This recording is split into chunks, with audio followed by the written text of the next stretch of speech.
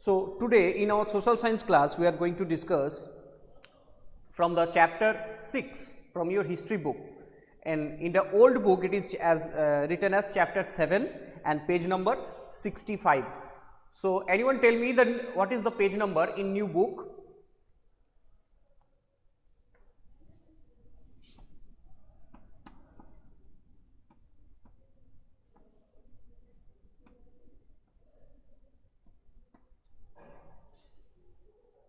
Okay, it is 57.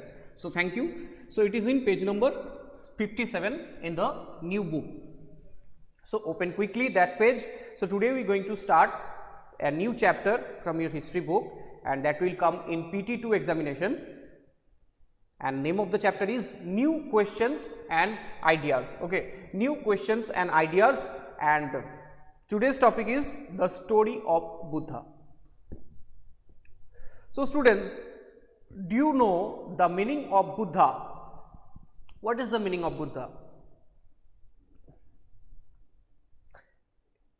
Do you know the meaning of Buddha? If you know, then mention in the chat box. What is the meaning of Buddha?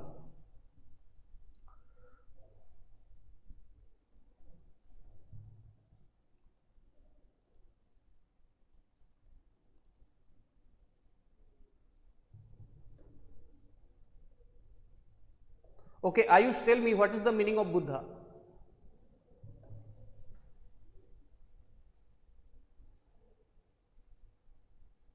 Okay. No, what is, who is this DR? It is not God. Buddha means the enlightened one. Okay, means the wise one. Okay, the wise one or enlightened one who know everything, is a knowledgeable person, Buddha. Okay, so we usually know Buddha is a founder of Buddhism, but the actual name or the original name of Buddha was Siddhartha, also known as Gautama. So, he was born around 2500 years ago, and this was the time of rapid changes when the Ganga Valley civilization or the Vedic civilization started declining in later Vedic ages, and lot of superstitions and all these things mixed with the Vedic religion. So, Vedic religion started deteriorating day by day.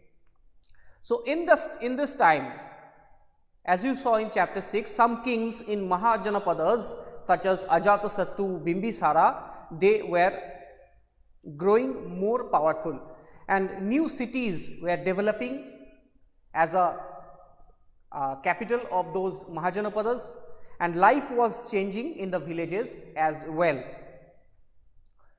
So, many thinkers at the time were trying to understand these changes in the society, and they also wanted to try and find out the true meaning of life.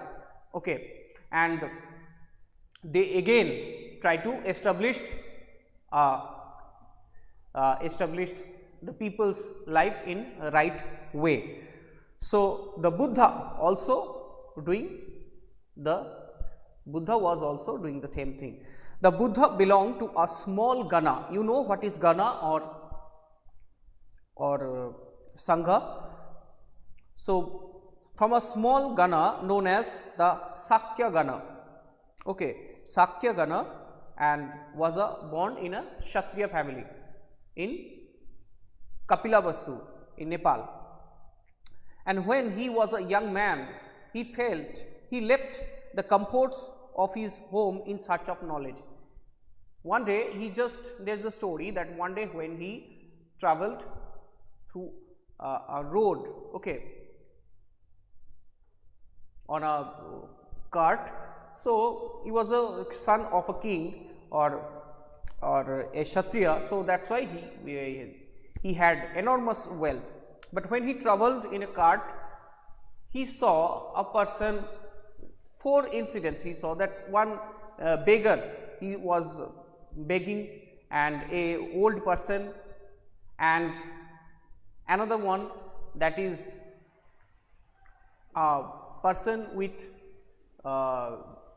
affected with some disease, and the last one, a person dead body was carried into the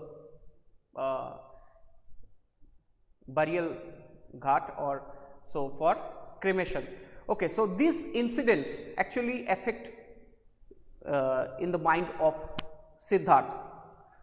She understood that death is inevitable, and the disease, the aging, and all these things, sufferings, these are inevitable. So he left everything, left all the comforts of his home, because he was born in a royal family, so lot of wealth, he had lot of wealth, and also he had a family, his son and wife. He left everything for in search of knowledge. He wandered for several years, meeting and holding discussions with other thinkers. He finally decided to find his own path of realization and meditated for days on end under a peepal tree. Okay, and finally he got enlightenment. He attained enlightenment, and after that he was known as Buddha, means the wise one. So what happened? He then went to Sarnath near Varanasi. Varanasi means Kashi. It is also an important Mahajanapada, and center is, the capital city is Kashi or Varanasi. It is also a main city in Uttar Pradesh. So where he taught for the first time. He spent the rest of his life traveling on foot and going from place to place, teaching people till he passed away or died at Kushinara. It is called Mahaparinirvan, when he left his body. Okay. In Kushinara, it is also in Nepal. So remember the two places, the Buddha, the three places actually where Buddha got enlightenment. It is Bodh Gaya in Bihar, and Bodh Gaya is a famous pilgrimage for the people of Buddhism.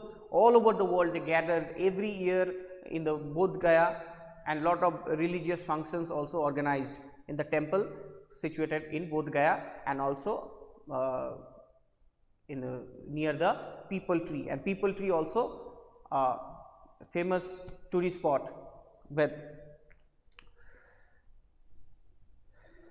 And the next one, it is where he first gave his sermons, that is the Sarnath, and the last one where he passed away, it is the Kushinara. Okay. So now we will see that what are the teachings of Buddha. Okay, Tanas, Varanasi or Kashi, it is in Uttar Pradesh. I have already mentioned it was the oldest city, and today also it is present, and it is at that time it was a powerful Mahajanapada and capital of a Mahajanapada, Varanasi. Okay. So Buddha taught 4-5 things. Okay. So first one, he said life is full of suffering and unhappiness because we have desires and addiction. So sometimes people addicted to something and they have some desires. So some people addicted to something, such as some people addicted to video game. Okay. Such people addicted to eat some food, to do some work again and again, because they want happiness. But happiness, when they do that thing, they got happiness, but when the work finished, again they became unhappy. And as per the Buddha, even if we get what we want, we are not satisfied. Okay. When the work is finished, when playing video game, but the game is finished, then again we are unsatisfied, we are searching for something else. Some people watching movies, some people watching some videos, but they are not satisfied. All the time they are watching new videos. Why? Because they are not satisfied of the previous video. When they are watching that thing or playing video games, or when they are doing some work, cycling, okay, they become very much happy when they started cycling, but when they stop, they again unhappy. So in this way, we are not satisfied with the food also. If someone don't have any food, so when he got some rice and dal, he was very much happy, but after very next day he was not happy with dal and rice, he wants some biryani. So he was not satisfied with the food, but one day he don't have any food, but next day he was desired something more valuable, some more tastier food. So these things never end. So day by day our desires increase. So Buddha described these things as tanha. So his desires described by the Buddha as tanha. And he thought that this constant craving out could be removed by following moderation in everything. This constant desire could be removed by following self control in everything. Self control. Okay. He also taught people to be kind and to respect the lives of others. So he also said that don't hurt any animal or any other person without for your own happiness. Okay. Because he believed that the results of our actions, either it is good or bad, create karma. Okay. And it creates karma, and karma decides the next life. So Buddhism believes in the afterlife or incarnation. So the good or bad karma affect us both in this life also, we suffered in this life because of our deeds, and also in the next life. So in this way, the circle of death and birth is going on, because in one life we made lot of good things, and the next life we born again to enjoy the good karmas, and again we did some bad things in the next birth, because if someone is born in a poor family but he done some remarkable work, and very next birth he was born in a rich family, but when he born in a rich family he started doing some bad things, he become very much he lead his life lavishly, he become very much ruthless, or that's why he's spending lot of money, he don't respect people because he had lot of money. So in this way again next incarnation, next birth, he became a poor or a person with a very born in a very bad condition, very bad environment. So this is the karma. And so Buddha teaches us to follow the middle path or majjhim pantha, don't not too good, not too bad. So what happened in this way? The next life people will not taking birth, the circle of birth and death will finish, because karma will not generate as per the Buddha. Okay. So this is the idea of karma. So all these teachings he given in the language of Prakrit. It is very important, remember his teachings were in Prakrit language. You have already read in previous chapters that Prakrit is a language, that is the spoken language. It is the spoken form of Sanskrit called Prakrit. And he also told his disciples, okay, that and all the people to think and ask questions, to think about everything and think about the sermons of Buddha also, and don't believe anything blindly, ask question and then realize the actual thing and then believe. Okay. So it is the story of Buddha. Okay, Paramartha.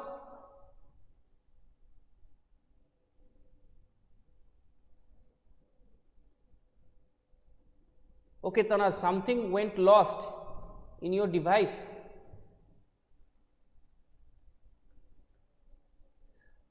Okay, you can check it in YouTube. Okay. So the karma means work. Yes. Karma means our work, either good or bad. so it creates, it's like an bank account. Okay, so good deeds also deposited in bank account, and the bad deeds is also deposited in a bank account, like a piggy bank. Also the good deeds also deposited in one container, bad deeds also one container, and as per the good and bad deeds we are taking birth and suffer again, started suffering, and one day people became older, they suffer, they became powerless, they affected with some diseases and died. This is inevitable. So as per the Buddha, so he told his disciples to, the aim of people's life should be free from the life or circle of life and death. So when the circle will end, when we not do any good or bad work, we just follow the Majjhim Pantha, middle path. Okay.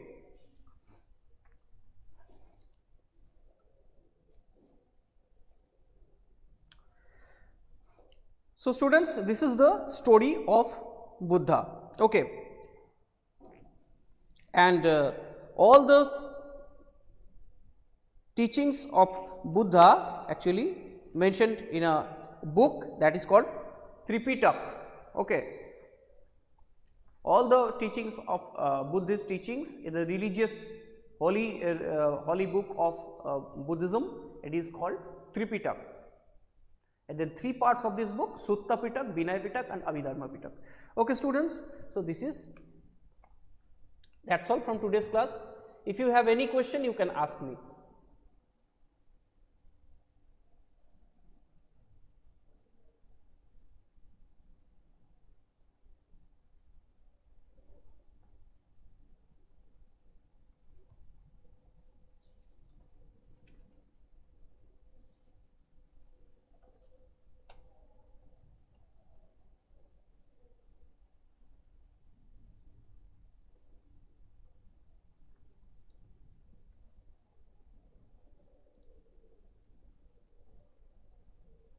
Okay.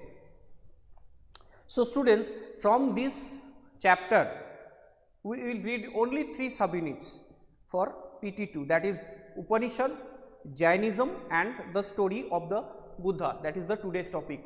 Okay.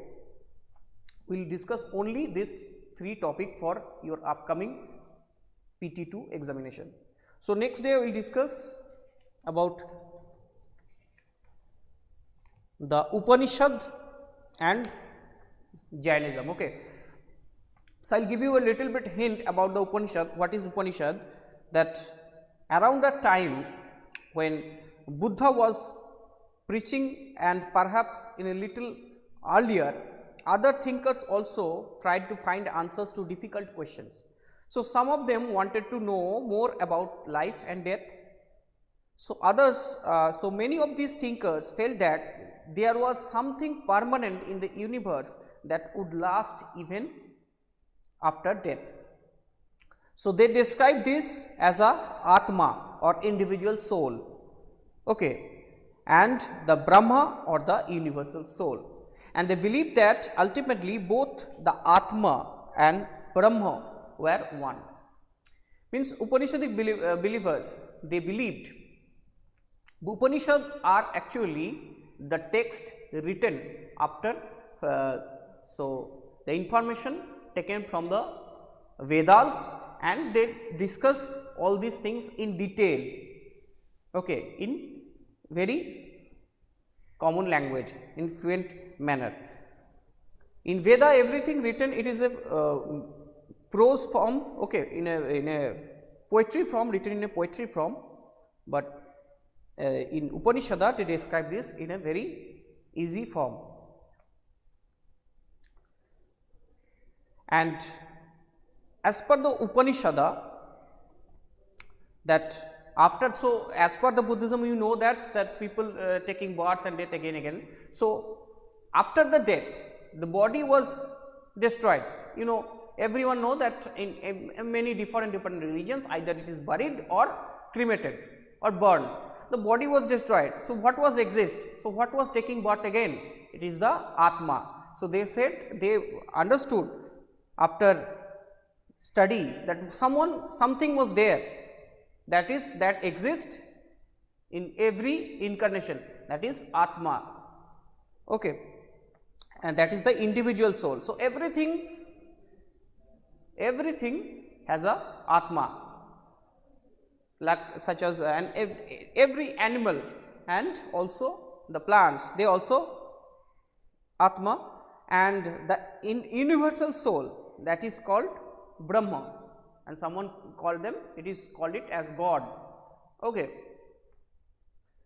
So, when the universe created, suddenly then as per the Upanishad, the universal soul or the Brahma started spreading. So, it is also said by the scientists in the Big Bang theory that when the universe started from nowhere, because the Brahma, they started flourishing itself, and in this way the different galaxies, the universe, thus all these things, planets, stars created, and again slowly life also created. So, in this way, from universal soul it divides among the individual soul or Atma. So, many of their ideas were recorded in the Upanishads, and these were the part of the later Vedic text, and Upanishad literally means approaching and sitting near, and the text contained of conversations between the teachers and students, and often ideas were presented through simple dialogue.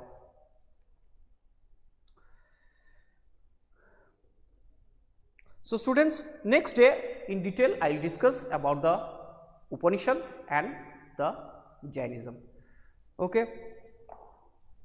I hope you have understood the preface of the Upanishad, what is Upanishad and what was written there.